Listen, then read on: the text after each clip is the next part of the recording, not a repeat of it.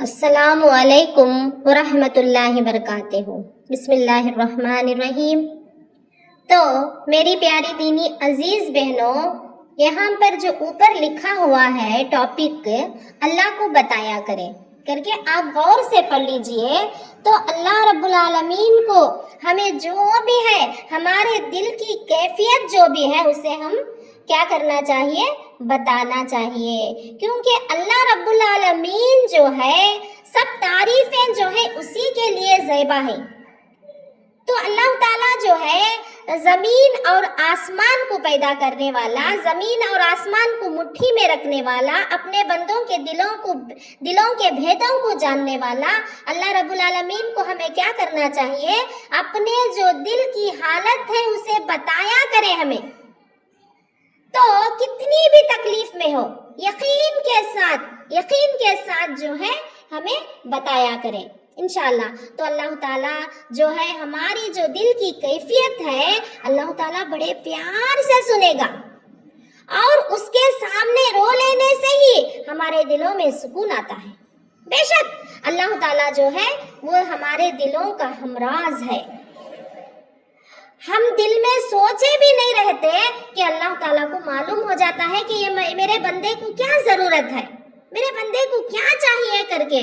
جب دنیا میں ایک ماں جو ہے اپنے بچے کو کتنا پیار کرتی ہے، کتنی ممتا رہتی ہے اس اولاد کے لیے، اس ماں کو، تو 70 ماؤں سے بھی زیادہ محبت کرنے والا رب العالمین جو ہے وہ کتنی محبت کرتا ہوگا اپنے بندے کو، سوچئے۔ تو ہمیں کیا کرنا چاہیے؟ اللہ رب العالمین کے سامنے جو ہے ہمیں جھک جانا چاہیے۔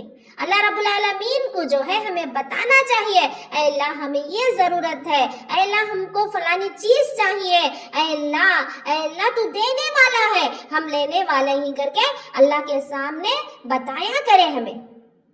تو دنیا میں جب ایک ماں کو اپنی اولاد جو ہے جب وہ اولاد جو ہے اپنے امی جان سے کہتا ہے، اے امی جان مجھے وہ چیز چاہیے، مجھے وہ کھلونا چاہیے، مجھے فلانا کپڑا چاہیے کر کے جب ایک بچہ اپنی ماں سے کہتا ہے، تو اس ماں کے دل میں ایک بے قراری سی چھا جاتی ہے۔ اللہ میں کب دلاؤں میرے بچے کو، اللہ میرا بچہ کھلونا پوچھ دیا ہے، اے اللہ میرے پاس پیسے ہی نہیں ہے، میرا بچہ پوچھ دیا ہے کر کے وہ ماں رات اور دن ایک کر دیتی ہے۔ تو یہ تو دنیا کی ماں ہے، تو اللہ رب العالمین جو ہے 70 ماؤں سے بھی زیادہ محبت کرنے والا رب ہے۔ تو ہمیں کیا کرنا چاہیے؟ اللہ رب العالمین سے ہمیں مانگنا چاہیے۔ اللہ کے سوا کوئی عبادت کے لائق ہی نہیں ہے۔ اللہ کے ساتھ جو ہے ہمیں کسی کو شریک نہیں کرنا چاہیے۔ اللہ کے سوا کوئی نہیں ہے، لا الہ الا اللہ، اللہ کے سوا کوئی عبادت کے لائق بھی نہیں ہے۔ یہاں تک کہ اللہ تعالیٰ کے بغیر جو ہے ہماری ایک سانس بھی نہیں چل سکتی۔ اللہ تعالیٰ جو ہے موت دینے والا بھی اللہ ہے، زندہ اٹھانے والا بھی اللہ ہے۔ ماں کے پیٹ میں اللہ رب العالمین جو ہے اولاد کو ڈال دیتا ہے، اور وہ اولاد کو دنیا میں لانے والا بھی اللہ تعالیٰ ہے، کسی کے ہاتھ سے نہیں ہوتا۔ تو اسی لیے جو ہے ہمیں ہمارے دل کی جو حالت ہے اللہ کو بتایا کرے، اللہ کو ہماری جو تکلیف ہے، ہمارے جو دل میں جو بھی ہے اللہ سے بتایا کرے، اللہ کے سامنے نہ شرمائے۔ اللہ رب العالمین جو ہے اللہ کو شرم آتی ہے۔ اللہ تعالیٰ گنہگار کے گھر میں بھی رزق پہنچاتا ہے، نیکوکار کے گھر میں بھی رزق پہنچاتا ہے۔